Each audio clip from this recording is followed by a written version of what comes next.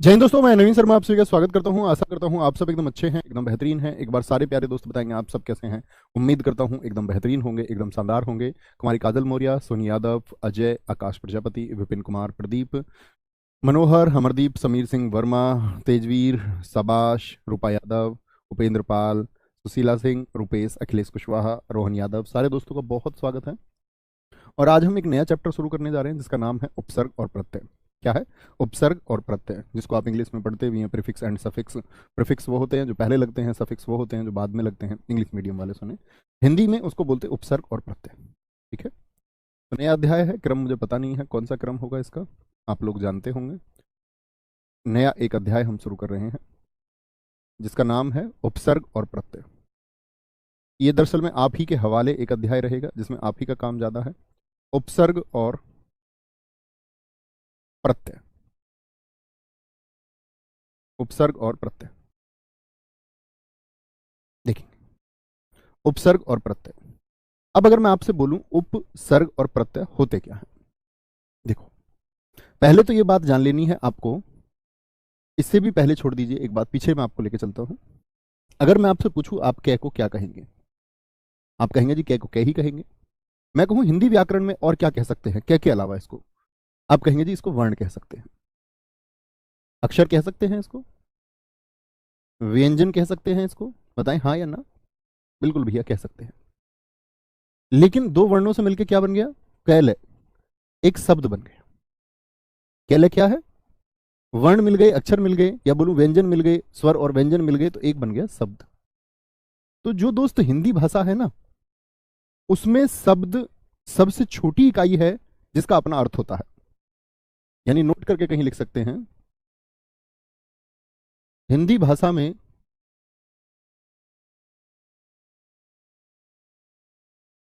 सबसे छोटी इकाई, हिंदी भाषा में सबसे छोटी इकाई जिसका अपना अर्थ होता है वह होती है शब्द। यानी कभी भी मैं आपसे पूछूं कि सबसे छोटा हिंदी भाषा में क्या है जो अपना अर्थ रखता है, तो आप क्या कहेंगे भैया? कम से कम उसको एक शब्द होना पड़ेगा, तब वह अपना अर्थ रखेगा। क्या बोलेंगे? आप कहेंगे कि उनको अपना सबसे छोटा अर्थ रखने के लिए शब्द होना ही पड़ेगा। चलो जी, यहां पर हम बात करेंगे उपसर्ग और प्रत्यय की। अब चीजें आसान रहेंगी। उपसर्ग से हम बात करते हैं। पहले बात रखिए, एक चीज नोट करेंगे, उपसर्ग और प्रत्यय, उपसर्ग और प्रत्यय और प्रत्यय शब्दांश होते हैं। उपसर्ग और प्रत्यय शब्दांश होते हैं। ये क्या बात हुई? एक लिखा हुआ है मैंने शब्दांश। शब्दांश का मतलब क्या होगा? शब्दांश का संधि विच्छेद करके आप मुझे दिखाइए। शब्दांश का यदि मैं आपसे संधि विच्छेद करूं तो आप क्या बोलेंगे जी? शब्द और धन अंश हो गया। दीर्घ स्वर संधि है, हाँ जी है। शब्द धन अंश, तो शब्द तो है और शब्द का अंश का अर्थ क्या हुआ? अंश का अर्थ होता है हिस्सा। तो शब्दांश का मतलब क्या हुआ? अंश समझते हो ना, पार्ट, भाग, हिस्सा।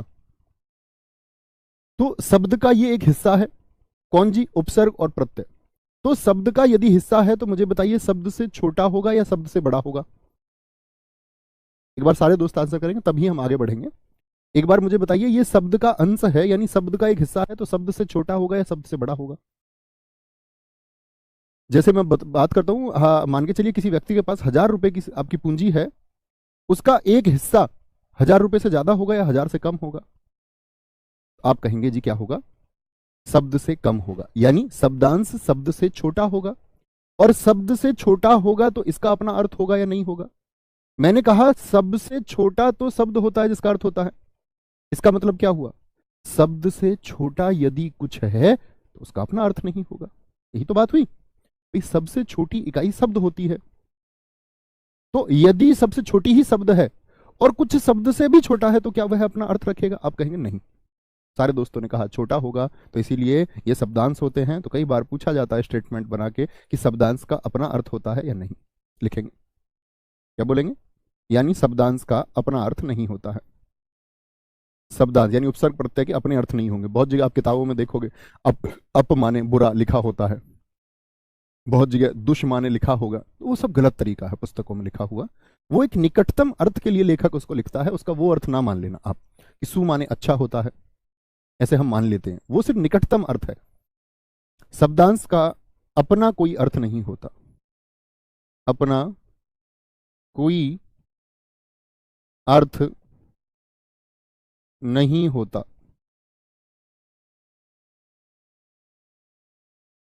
शब्दांश का अपना कोई अर्थ नहीं होता है। समझ गए जी?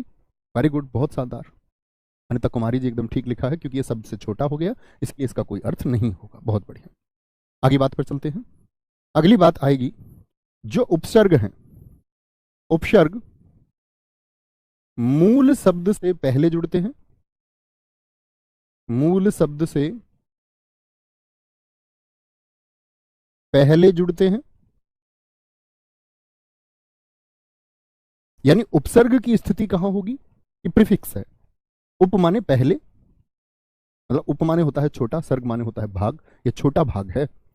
छोटा भाग कहां जुड़ेगा? पहले। जैसे देखें कैसे, यहां तो आएगा आपका उपसर्ग, और उपसर्ग के साथ में लिखा हुआ होगा कोई शब्द जिसमें ये जुड़ जाएगा।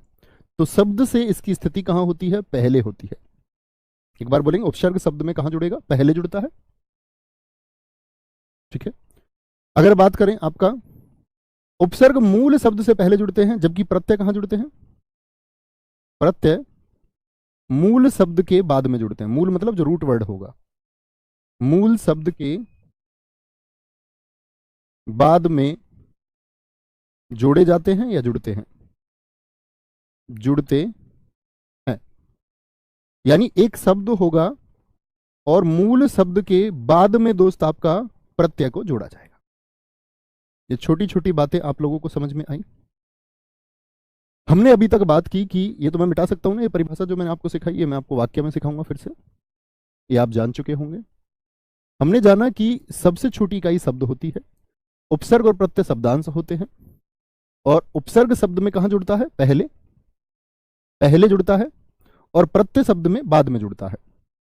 जैसे मैं आपको एक बहुत हल्का सा एक उदाहरण यदि मैं आपसे पूछूं कि एक शब्द है रखवाला, इसमें आपको मूल शब्द कौन सा दिखाई देता है?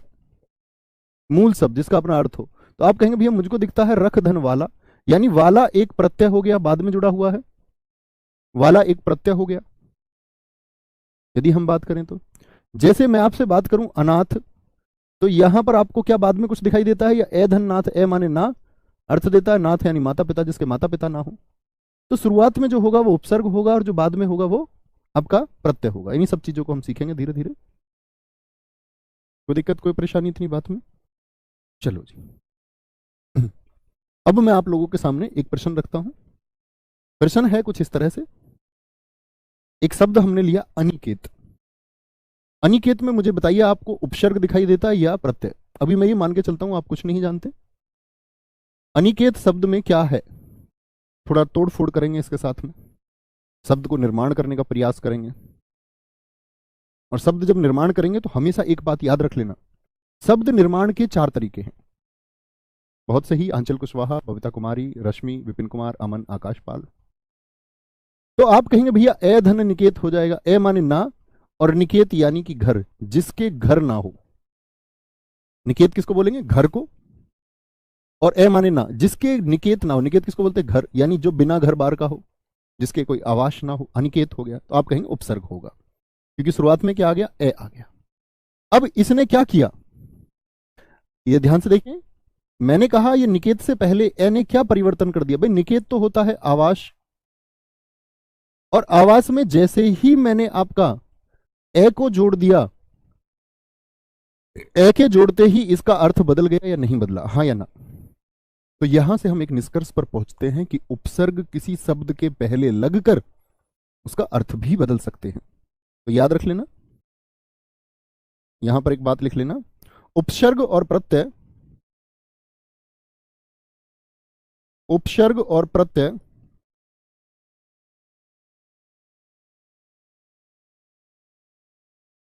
किसी शब्द के साथ जुड़कर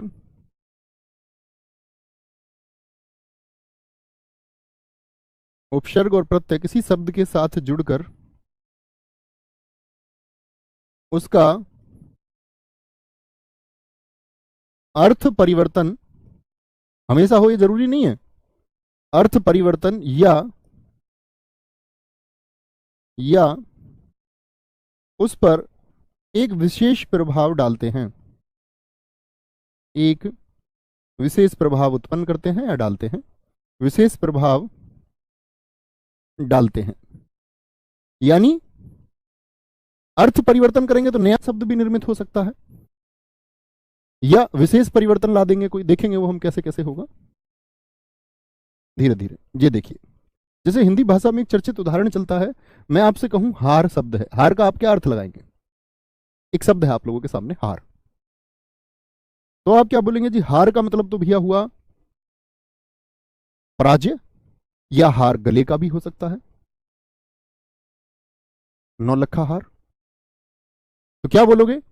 तो हार के दो अर्थ हैं, एक तो पराजय डिफीट, और एक आपका नेकलेस हार। लेकिन मैंने जैसे ही इसके सामने प्रा जोड़ दिया, अब क्या बन गया? प्रहार। क्या जो अर्थ पहले था वह रहा? आप कहेंगे जी नहीं, पहले जो अर्थ था वह ना रहा, एक नया अर्थ देने वाला शब्द आ गया। यानी उपसर्ग और प्रत्यय का प्रयोग करके एक नया शब्द भी बनाया जा सकता है, शब्द में परिवर्तन भी कई बार हो जाता है, और कई बार एक विशेष प्रभाव भी देखने को मिलेगा। बहुत बढ़िया जी। कुछ दोस्तों ने हार का मतलब बताया है आपका कि हार माने क्या होगा? प्रहार, बिल्कुल होगा, एक आप कह सकते हैं, हमले को कह सकते हैं। Very good. आहार लगा दे इसके आगे, आ लगा दे तो आहार भोजन हो जाएगा। उप लगा दे इसके आगे तो क्या हो जाएगा? हार के आगे यदि मैं उप लगा दूं तो क्या हो जाएगा?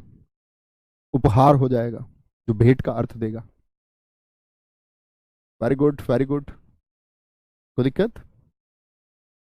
आगे सर जी मूल्य और मूल में अंतर बता दो। दोस्त बिहेव लाइक ग्रेजुएट्स, ऐसा व्यवहार करें जिससे मैं महसूस कर पाऊं कि आप स्नातक हैं। कम से कम कुछ कंफ्यूजन तो हो। मूल्य प्राइज है, मूल जड़ को कहते हैं। यहां कंफ्यूजन की कोई स्थिति ही ना रही। आगे आते हैं, अब आएंगे। यानी मैंने बताया कि उपसर्ग और प्रत्यय लिखना, आपको स्टेटमेंट मिले उपसर्ग और प्रत्यय से नए शब्द का निर्माण किया जा सकता है, तो आप कहेंगे हाँ। उपसर्ग और प्रत्यय के प्रयोग से, अभी मैंने सिखाया आपको, प्रत्यय के प्रयोग से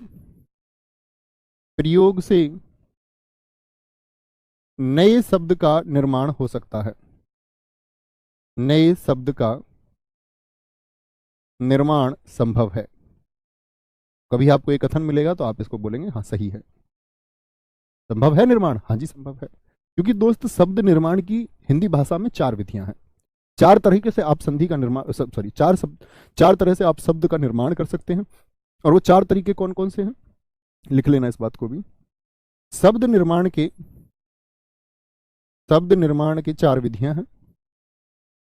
शब्द निर्माण की 4 विधियां हैं। कौन कौन सी 4 विधियां हैं जिनसे आप शब्द का निर्माण कर सकते हैं? एक तो संधि के द्वारा, यानी शब्दों का कुछ जोड़ करके आप निर्माण कर सकते हैं। दूसरा आप लोगों ने समास को पढ़ा, संधि समास। तीसरा आपका उपसर्ग, और चौथा तरीका है आपका प्रत्यय का प्रयोग करके, प्रत्यय का प्रयोग करके। इन चारों का प्रयोग करके दोस्त हम किसका शब्द का निर्माण कर सकते हैं? बोलेंगे जी? बहुत बढ़िया, वेरी गुड, बहुत शानदार। आगे अगली बात पर आते हैं हम। यहां तक की बात समझे? तो उपसर्ग और प्रत्यय से नए शब्द का निर्माण हो जाएगा, हाँ जी। लिखना, एक ही मूल शब्द के साथ एक से अधिक उपसर्ग हो सकते हैं। एक से अधिक, एक बच्चे ने कमेंट में बार बार ये पूछा है, बड़ा अच्छा प्रश्न है, इसीलिए मैं इसको लिख रहा हूं। एक ही मूल शब्द के साथ एक से अधिक उपसर्ग प्रयोग किए जा सकते हैं। उपसर्ग प्रयोग हो सकते हैं, जी हाँ बिल्कुल किए जा सकते हैं। जो हम पढ़ रहे हैं व्याकरण, इसी में प्रयोग है। वी धन आधन करण, व्याकरण। गुरुजी उपयोग और प्रयोग में क्या अंतर है? देखो, आप जब किसी चीज का पहली बार प्रयोग करेंगे, ये प्रयोग नहीं कह सकते, आप पहली बार किसी वस्तु का इस्तेमाल करेंगे तो वह उपयोग है। जैसे आप गाड़ी लेकर के आए, आपने पहली बार गाड़ी चलाई, या आप पहली बार पेन लेकर के आए और आपने पेन से पहली बार लिखा, या आप कॉपी लेकर के आए, आपने पहली बार जब उस कॉपी का इस्तेमाल किया, तो आप कहेंगे यह हुआ उपयोग।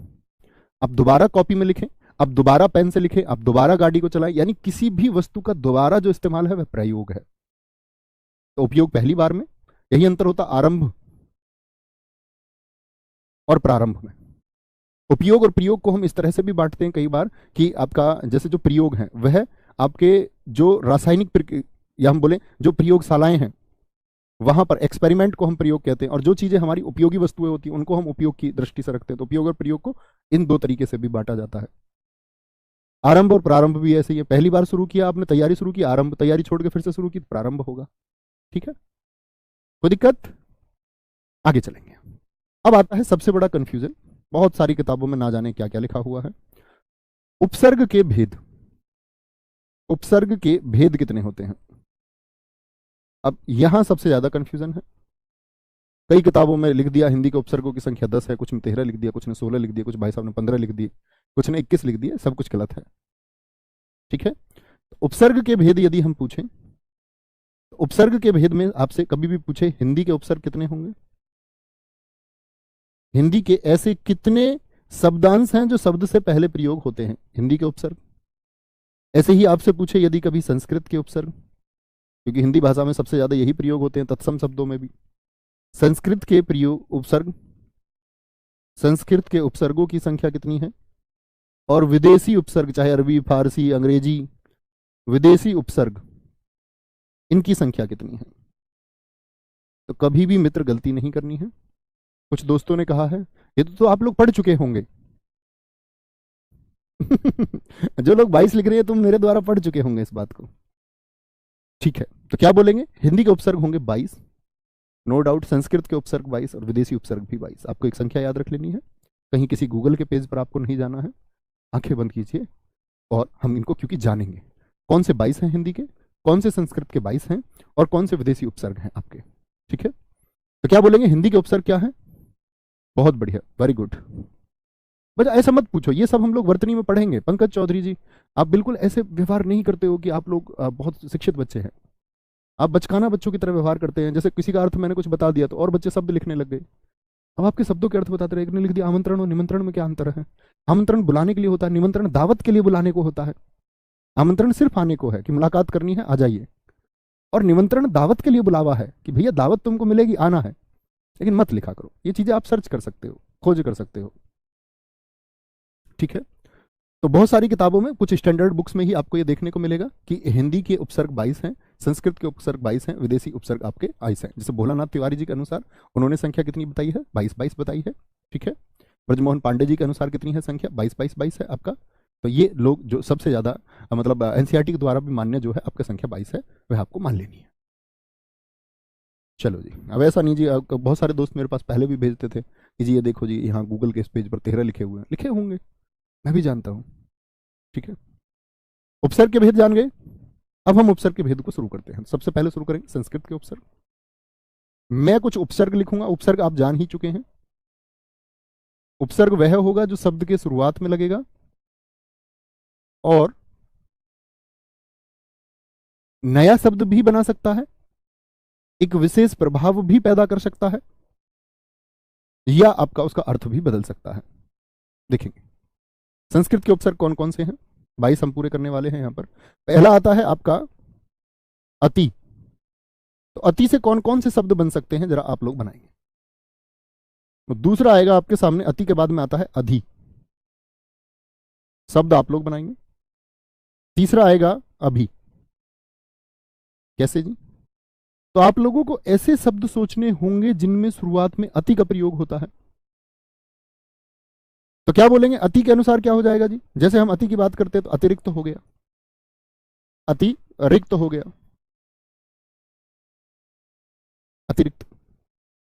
जैसे आपने अत्यंत का संधि विच्छेद किया था, अपनी कॉपी में करके देखिए, अत्यंत का संधि विच्छेद क्या आएगा? तो आप कहेंगे भैया अति होता है इसमें भी शुरुआत में, अति धन अंत होता है। और सबसे ज्यादा संभावना है परीक्षा में कि आपसे वह पूछे यण संधि के उदाहरण, क्योंकि यण संधि में क्या होता है कि चीजें छिप जाती है। हमको अत लिख रहा है, एक विकल्प में देगा अत्यंत में उपसर्ग कौन सा है, परीक्षा में आया अत्यंत में उपसर्ग कौन सा है, लिख देगा अत्य, लिख देगा एक विकल्प में अत, एक विकल्प में लिख देगा अति, और एक विकल्प में लिख देगा अति। क्या चुन के आएंगे जी, ए बी सी या फिर डी? तो आप कहेंगे जी हम जानते हैं यण संधि हम कर चुके हैं, छिपी हुई हो सकती है, तो क्या बोलेंगे, अति होगा, यानी सी ठीक हो जाएगा। जान चुके इस बात को, अति हो जाएगा, अति। अत्यधिक में सबसे ज्यादा पूछा जाता है, अत्यधिक में उपसर्ग कौन सा होगा, अत्यधिक में बहुत अच्छा लिखा है खुशबू, आपका अतिक्रमण हो गया, अतिक्रमण शब्द हो गया, अतिक्रमण जो घेर लेते हैं। जैसे आप लोग जब ड्यूटी पर होंगे तो आप लोग देखेंगे कि कई जगह पर बाजारों में और सड़कों पर अतिक्रमण कर लिया जाता है, जिससे आम लोगों को चलने में दिक्कत आती है। सी एकदम से ठीक है, बहुत बढ़िया। अधि से लिखिए भैया, अधि से क्या हो सकता है, ऐसे अधि से छिपा रहेगा अध्यक्ष, अध्यक्ष का संधि विच्छेद करना, अधि धन अक्ष होगा। क्या होता है, अध्यक्ष का अधि धन अक्ष होगा, यही तो अध्यक्ष है, तो छिपा हुआ है यहां पर अधि। अधिकरण है, अधिकरण, अधिकार है, अधिकार, अधिकार है, ठीक है। और भी बहुत सारे शब्द हो सकते हैं। एक हमारे दोस्त ने लिखा है अधिकतम, ये गलत हो गए, यही सोचना है बस। नाम दिखाएं मेरे मित्र का, अधिकतम। देखो ये हो सकता है क्या, सारे दोस्त पहले इस पे बोलो, ऐसी गलती नहीं करनी है। तो आप यदि मैंने बोला अधि, अधि को यदि आप हटाएं यहां से, मैंने कहा मूल शब्द में जुड़ना है, तो कतम कोई शब्द हो सकता है क्या दोस्त, एक बार बताएंगे, कतम कोई शब्द हो सकता है? आप कहेंगे नहीं जी, ये तो हमने विशेषण में भी भैया आपने हमको पढ़ाया कि अधिक शब्द है जिसका अर्थ है ज्यादा, और उसमें तम जुड़ा हुआ है, यानी तम एक प्रत्यय है। अभी हम प्रत्यय की बात ही नहीं कर रहे हैं, अभी हम उपसर्ग की बात कर रहे हैं, तो यहां पर तम जुड़ा हुआ है प्रत्यय, तो यहां अधि दिखते ही अधिकतम नहीं। ऐसा नहीं कि जिन शब्दों में अधि आ गया, मैंने आपको उपसर्ग की परिभाषा की है कि वह मूल शब्द से पहले जुड़ेंगे। अधिकार शब्द एकदम से ठीक है, बहुत बढ़िया। अत्याचार कुछ दोस्तों ने लिखा है, बिल्कुल आएगा, अति में अत्याचार, अत्याचार, अति धन आचार, अत्याचार होगा। कोई दिक्कत, कोई परेशानी? अभी से देखिए, अभिमान हो गया, अभिमान हो गया, अभी से अन्य शब्द आप बनाएंगे, अभी से अभिमान हो गया, जैसे कि आपका अभिलाषा हो जाता है, अभिलाषा, अभिलाषा बहुत अच्छा शब्द है एक। अभियोग हो जाएगा, मुकदमे को कहते हैं अभियोग, मुकदमा, अभियोग हो गया आपका। जैसे आपका यण संधि का एक उदाहरण अभ्यास हो जाएगा, अभिधन आस, अभिधन आस, अभ्यास हो गया। अभिषेक ओझा जी बहुत बढ़िया, विपिन कुमार जी वेरी गुड। अधिवर्ष हो जाएगा, बिल्कुल हो जाएगा, लीप ईयर को हम अधिवर्ष कहते हैं, वेरी गुड, बहुत अच्छा लिखा है। अध्यादेश हो जाएगा जी, हाँ जी, अधिधन आदेश हो जाएगा, बहुत बढ़िया। अधिकारी बिल्कुल होगा। अध्यात्म, बहुत अच्छा शब्द ढूंढा, ऐसे शब्द ढूंढिए, ऐसे बच्चे ने ढूंढा अध्यात्म, अधिधन आत्म हो गया, ऐसे शब्द लिखिए, प्रयास कीजिए, वेरी गुड, बहुत शानदार। अधिशासित होगा, मनु यादव जी आपका भी शब्द बहुत अच्छा है। अच्छा ठीक है, अभी से जोड़ सकते हैं। अभी से आगे आता है आपका नी प्रति परि, नी से बनाइए, नी, प्रति से शब्द बनाइए, परि से शब्द बनाइए, नी प्रति परि, अनुसुवी, अनु सु और वी, अभिशाप होगा, अभिज्ञान होगा, बहुत अच्छे लिख रहे हैं आप सब लोग। नी से बनाइए कि जिसमें आपका नी हो, जैसे कि नी बंद होता है, नी बंद हो गया, निबंध। जैसे यदि मैं आपसे बात करूं, नी निबंध हो गया आपका, नैदानिक, हाँ बिल्कुल होगा, नैदानिक। आप कहेंगे यहां पर तो जी नए है, नी है ही नहीं, इस सीखना होगा। जैसे मैं आपसे बोलूं, ध्यान से देखना, विज्ञान में मैं कभी इक लगाऊं, इक, ये मैं आपको प्रत्यय में सिखाऊंगा, वहां तक का आपको धैर्य रखना होगा। तो जो ई है वो क्या बन जाता है, वैज्ञानिक बन जाता है। तो कभी भी इक जुड़ता है, इक जुड़ता है तो जो दीर्घ ई, लघु ई है, वह अय में परिवर्तित होती है। तो कहीं पर अय है तो आप समझ जाना कि ये ई से ही निर्मित हुआ होगा, इक लगा हुआ है जिसमें, इक यदि लगा हुआ है और दीर्घ अय आ रहा है, इसका मतलब किससे निर्मित हुआ होगा, ई से ही निर्मित हुआ होगा। जैसे ये बनता है निदान धन इक से, निदान धन इक, तो इक प्रत्यय जुड़ने से बनता है, इक प्रत्यय जुड़ने से बनता है, ठीक है। तो उसको हम प्रत्यय में बहुत अच्छे से सीखेंगे, कभी गलती नहीं करनी है। यहां पर हम एक शब्द लिख लेते हैं ताकि आप लोगों को कंफ्यूजन ना हो, निदान। बाकी आगे मैं प्रत्यय में सिखाऊंगा तो उसका प्रयोग तभी करेंगे जब तीन तरीके हैं आपका, एक के जुड़ने से तीन प्रकार के परिवर्तन होते हैं। नी डर, बहुत अच्छा लिखा है, नी डर, नी डर। तो इसमें उपसर्ग है तो क्या उत्क्षिप्त का प्रयोग होगा? आप कहेंगे नहीं जी, आपने मना कर दिया था। बहुत बढ़िया, वेरी गुड। एक दोस्त ने लिखा है निराकार, एकदम से गलत लिख दिया है आपने। शब्द को तोड़ो तो सही, निराकार तोड़ना। नी के अलावा इसमें क्या बच गया? राकार बच गया। तो राकार कोई शब्द है? राकार। तो आप क्या बोलेंगे? नहीं। यहां तो क्या मैंने आपको बताया था, संधि विच्छेद में भी बताया, ये क्या बनता है? ये निर्धन आकार बनता है। तो यहां तो नी नहीं है, निर है, निर है, निर, निर होगा, निर, ठीक है। गलतियां नहीं करनी है, निर होगा। तो क्या बोलेंगे जी? आपका प्रति से क्या बन सकता है? प्रति से प्रतिध्वनि बन सकता है, जो ध्वनि लौट करके आती है, प्रतिध्वनि। प्रतिशत, प्रत्येक 100 की बात जब करें, प्रतिशत हो सकता है, यानी प्रतिमूल हो सकता है, प्रतिमूल हो सकता है, प्रतिमूल। और आपका प्रति से और क्या बन सकता है? हाँ, प्रत्येक बन सकता है। प्रत्येक का संधि विच्छेद बताइए क्या होगा? आप कहेंगे प्रतिधन एक भैया हो जाएगा, प्रतिधन एक। और प्रत्याघात का संधि विच्छेद में आपसे पूछूं कि प्रत्याघात का संधि विच्छेद क्या होगा, तो आप कहेंगे प्रतिधन आघात होगा, प्रतिधन आघात होगा। बहुत अच्छा शब्द लिखा है बहुत सारे दोस्तों ने, वेरी गुड, वेरी गुड। प्रतिदिन बिल्कुल होगा, क्यों नहीं होगा। परी से बनाइए, पर्यटन, पर्यटन का संधि विच्छेद कीजिए, क्या बनेगा? परी धन अटन, चारों ओर भ्रमण, अटन माने भ्रमण होता है, पर्यटन हो गया, पर्यटन। परिणाम होता है, या परिमाण कह दे, परिमाण भी होता है, परि हो गया। परित्याग हो गया, परित्याग हो गया। परिश्रम हो गया, परिश्रम। परिधन श्रम, परि जुड़ गया, ठीक है, कोई दिक्कत? अनु से बनाइए, अनु से क्या बन जाएगा? अनुचर बन जाएगा, अनुचर। अनुचर जो सेवक है, अनु माने पीछे पीछे, चर माने चलने वाला, अनुचर हो गया, ठीक है, जो पीछे पीछे चलता है। और आपका अनुज, जिसका पीछे जन्म हुआ हो, यानी छोटा भाई है जो बाद में जन्म हुआ हो, जिसका छोटा भाई हो गया। अनुच्छेद हो सकता है, हाँ, अन्वेषण हो सकता है, अनुधन एषण, बहुत अच्छा उदाहरण है। अनुच्छेद हो सकता है, अनुधन छेद, छेद अर्थात भाग, अनु माने छोटा भाग। अनु हो गया, परी हो गया, वी, हाँ वी रह गया एक, वी हो गया हमारा एक, हमारा अप, अपी, अप, अपी होता है एक, अप, अपी। एक अव होता है, अव, सॉरी, अव होता है, अव। एक होगा आपका सु, क्या होगा? सु, उपसर्ग होगा एक, सु, सु से बनाएंगे।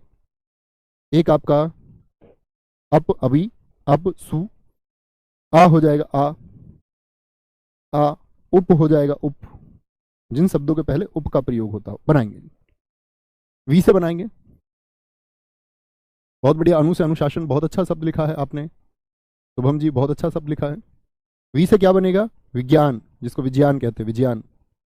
वी कहीं पर भी प्रयोग हो, वी, जैसे विशुद्ध हो सकता है, शुद्ध है कोई चीज, विशुद्ध लगा दिया तो और ज्यादा परिवर्तित कर दिया, यानी कि ये कह रहा है कि एक एक्सट्रीम लेवल की शुद्ध है। विराम होता है, विराम, विराम शब्द हो सकता है, विराम। अप से बनाएंगे, अपयस हो सकता है, अपयस, अपमाने, ये हम शब्दों में सीखेंगे। अपमाने हम बोलते हैं कि अपयस, यस जिसका चला गया हो या जिसको बदनामी मिल गई हो, अपयस मिल गया। अपसगुन हो गया, अपशकुन हो गया, अपव्यय हो गया, अपव्यय, अपव्यय। अपी का अर्थ क्या होगा? अपी का मतलब होता है अपिधान, अपिधान बड़ा अच्छा शब्द है, पूछा जाता है। अपिधान बोलते हैं किसको? ढक्कन को, जो किसी बर्तन के ऊपर रखा जाता है। विकार शब्द जिन दोस्तों ने कहा है वी से, विलुप्त शब्द वी से बिल्कुल बन सकता है, विदेश बन सकता है वी से, बहुत बढ़िया। विजय शब्द बन सकता है। व्यर्थ शब्द, बहुत अच्छा शब्द लिखा है, वी धन अर्थ, जरूर लिखेंगे मित्र। अभिषेक जी, बहुत अच्छा लिखा है। जिन छिपा हुआ है, जो यण संधि का, उसको सबसे ज्यादा पूछा जा सकता है। अनुराग यादव जी, एकदम सही लिखा है।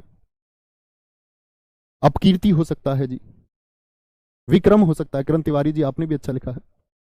अब से देखिए, अब अगर कभी पर अब का प्रयोग है तो अवगुण हो गया, किसी चीज की कीमतों को घटा देना, अवगुण हो गया। और किसी चीज की कीमतों को घटा देना, अवमूल्यन शब्द हो गया, अवमूल्यन। अवशेष हो गया, अवशेष, अवशेष हो गया।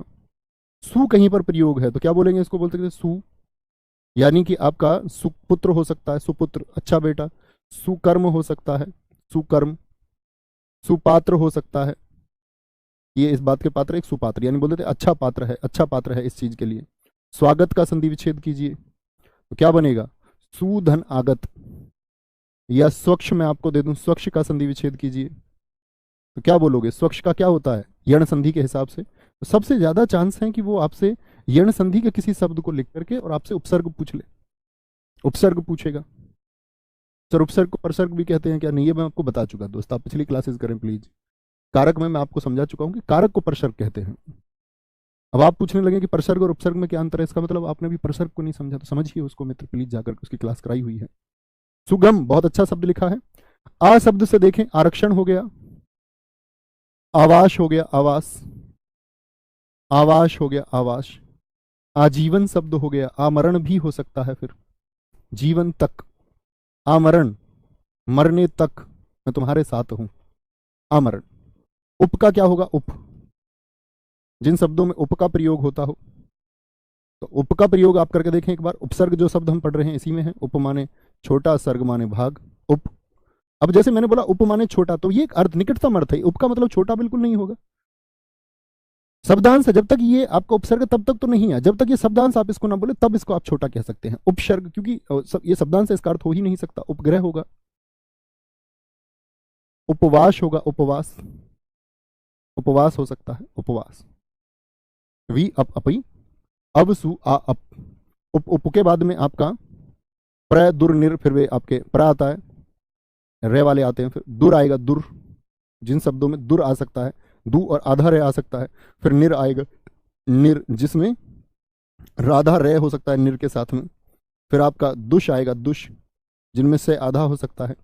इसी में फिर आपका आगे चलेंगे तो आपका निश आ जाएगा, निश आ गया, यहां देखें, वेरी गुड।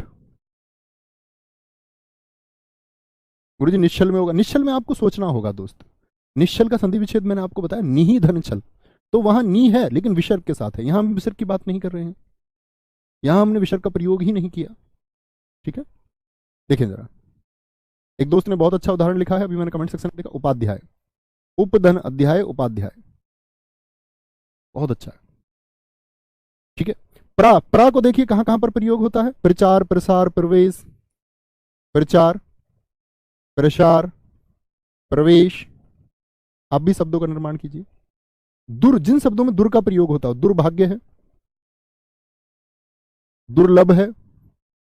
अब तो जान चुके हैं ना कि ये रे कौन सा है, ये रे आधा रे है, तो आधा रे कहां पर है, ये रहा।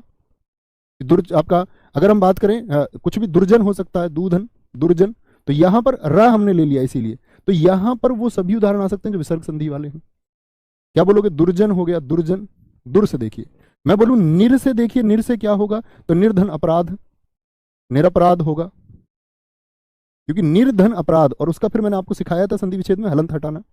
जैसे निर्बल हो सकता है, निर्बल, निर्बल, निराकार हो सकता है, निराकार, यहां पर आएगा दोस्त जो आप वहां पर बता रहे थे निराकार को। निर्दय हो सकता है, निर्दय, निर्दय होगा, निर्धन दया। भैया स्वच्छ को देखिए, उसमें सु उपसर्ग नहीं है दोस्त, अब नहीं आपको लग रहा है तो इसमें मैं, अच्छा मैंने वहां पर स्वर लिख दिया, मेरी गलती है मित्र, माफ करेंगे। मैं सोच रहा हूँ आप कह रहे हैं स्वच्छ में जी सु उपसर्ग नहीं है, लेकिन मैंने गलत लिख दिया, स्वधन अक्ष नहीं सुधन अक्ष होगा। वेरी गुड, बहुत शाबाश, एंड सॉरी। दुष की बात देखें, अब देखो यहां पर आपको एक बात देखनी है कि कहीं भी दुष हो तो इसका मतलब कोई भी सह चलेगा, जैसे दुस्साहस हो गया, दुस्साहस हो गया, तो दुष का यदि प्रयोग करें तो इसमें सारे दुष्य आएंगे। दुष्परिणाम हो गया, क्योंकि संधि जब आप इसको तोड़ेंगे तो वो आना यही है, दुष धन परिणाम, दुष धन परिणाम हो गया। या ससलजम वाला दुशासन हो, तो कोई भी शाह हो तो उसमें दुष आएगा आपका, दुष। ऐसा नहीं है आप ये वाला दुष लिख दे, ये वाला ऐसे लिख दे, दुष होगा, गलत कर देंगे, सिर्फ दुष होगा। दुष हो गया आपका, दुष के बाद में फिर आता है निश, निश आता है, निश के बाद में आपका उत आता है। उत, जिन शब्दों में उत का प्रयोग हो, उत का प्रयोग हो, उत का प्रयोग हो, ठीक है। निश हो गया, उत हो गया। संस्कृत वालों में एक सम आता है, सम। एक आता है आपका परा, जिन शब्दों में परा का प्रयोग होता हो, शब्द निर्माण करेंगे। दुष्प्रभाव बिल्कुल आएगा, दुष्कर्म आएगा। बहुत बढ़िया। टोनी शर्मा सर जी, आप मुझसे नाराज हो? Very good. जी हाँ, मैं आपसे नाराज हूं, और बहुत ज्यादा नाराज हूं। कल आपने हमारे घर पे चोरी कर ली थी, यही मेरी नाराजगी का कारण है। मैं नाराज तुमसे बहुत ज्यादा हूं, और आप मुझको मनाने की कोशिश करती रहेंगी सोनी, या सोनू, या सोना, जो कोई भी आप हैं। तो एक दिन याद रख लेना, ये सिलेक्शन छोड़ के, सिलेक्शन तो बहुत दूर हो जाएगा, फिर यात्रा रहेगी मैसेज करने की। आप तमाम लोगों को मैसेज भेजते रहेंगे पूरे जीवन भर, तमाम लोगों को मनाने का प्रयास करते रहेंगे, लेकिन कोई मानेगा नहीं। आप सबसे पूछते रहेंगे, क्योंकि कहते हैं ना, कमजोर से लोग अक्सर नाराज हो जाते हैं। और यदि आप शक्ति या फिर सामर्थ्य आपके साथ रहेगा, तो आपसे लोग कम नाराज होंगे। ये सत्य है। ये बनाएंगे भैया, तो नाराज वाराज के चक्कर मत पड़ो, पढ़ लो प्लीज। निश क्या बन जाएगा? निस्संदेह बन जाएगा। कुछ लोग अट्रैक्शन के लिए, नाम के लिए, अब क्या हो गया, मैंने आपका नाम ले दिया, कुछ मिला क्या? सिलेक्शन मिला?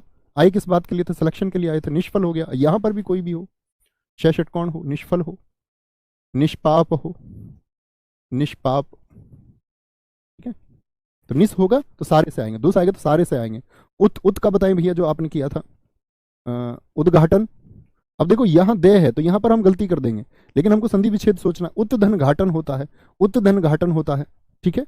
उद्गम का क्या होगा? उद्गम का उत धन गम होगा। उद्भव का क्या होगा? उद्भव का, उद्भव का क्या होगा? क्या बोलेंगे जी? उद्भव का क्या होगा? उत धन भव होगा, उद धन भव होगा। कहीं पर भी जहां पर हमने उत का प्रयोग किया, जिन किसी भी शब्दों में, जैसे उच्चारण का संधि विच्छेद आप मुझे बताइए, आपसे पूछा जाएगा उच्चारण में कौन सा उपसर्ग है, 4 ऑप्शन दे देगा। उद, उत, उच्च और उच्च। क्या चुनेंगे भाई साहब, बताना जरा। तो आप कहेंगे जी मैं संधि विच्छेद जानता हूं, उच्चारण का संधि विच्छेद क्या होगा? उत धन चारण होगा। उद्योग कहा है कुछ मेरे दोस्तों ने, उत धन योग होगा। बहुत अच्छा लिखा है, तो दय वाले सारे आ जाएंगे। उद्योग हो गया, बहुत अच्छा लिखा है, बहुत शाबाश। सम की बात करेंगे तो संसार, संधि विच्छेद कीजिए, संसार का क्या होगा? आप कहेंगे जी संसार का होगा समधन चार। संयोग का क्या हो जाएगा? समधन योग हो जाएगा, क्योंकि सम का प्रयोग है। सम्मुख हो गया, सम्मुख हो गया, संतोष हो गया, संधन तोष हो गया, समधन तोष, समधन तोष। बहुत बढ़िया गुरुजी, सम में समाज हो जाएगा। समाज को जरा तोड़ के तो देख लीजिए, समधन आज, आज से अर्थ होता है क्या समाज का? कुछ भी सोचते हैं। Very good, very good. उत्पत्ति बिल्कुल हो सकता है दोस्त, उत्कृष्ट बिल्कुल हो सकता है उत में। Very good. परा से देखिए, परा, परा से क्या हो जाएगा? परामर्श हो गया, पराभव हो गया, पराभव, पराजय हो गया, पराजय हो गया। तो जब आप उपसर्ग का प्रयोग करें, तो ये भी देख लेना कि दूसरा वाला जो उपसर्ग को हटाएं, उपसर्ग को हटाएं तो फिर कुछ अर्थपूर्ण शब्द मिलता है या बेवजह का शब्द मिलता है, ये सोचना होगा। सम्मान होगा, बिल्कुल होगा, क्यों नहीं होगा, ठीक है। ओके, तो ठीक है, ये प्रैक्टिस हमने की। इससे आगे फिर हम हिंदी के उपसर्ग, फिर हम विदेशी भाषा के उपसर्ग, और फिर प्रत्यय की तरफ हम चलेंगे। शायद इसमें आपका कुल मिलाकर के उपसर्ग और प्रत्यय में 4 कक्षाएं हों या 3 होंगी, देखने की बात होगी। Very good. सर जी सम्मुख और सन्मुख में कोई अंतर है क्या? अंकी बिंदी लगा के आपने पूछा। दोस्त पहली क्लास में सिखाया है ये मैंने आपको, कि आप लोग जब अनुस्वार को हटाएं तो किस तरह लगाएं। आप लोग पहली कक्षा को कीजिए, पहली कक्षा से मतलब वर्णमाला पहले अध्याय में भी मैंने आपको सिखाया हुआ है, वहां पर कीजिए। और यदि आपने पहला अध्याय नहीं किया है, तो अभी आप यहाँ पर क्या कर रहे हैं? क्रम से पढ़िए, जिस क्रम से पढ़ाया गया उसी क्रम से पढ़िए, ठीक है। ओके, तो मिलते हैं आपका नेक्स्ट मंडे। ख्याल रखिए। जय हिंद, जय भारत, नमस्ते।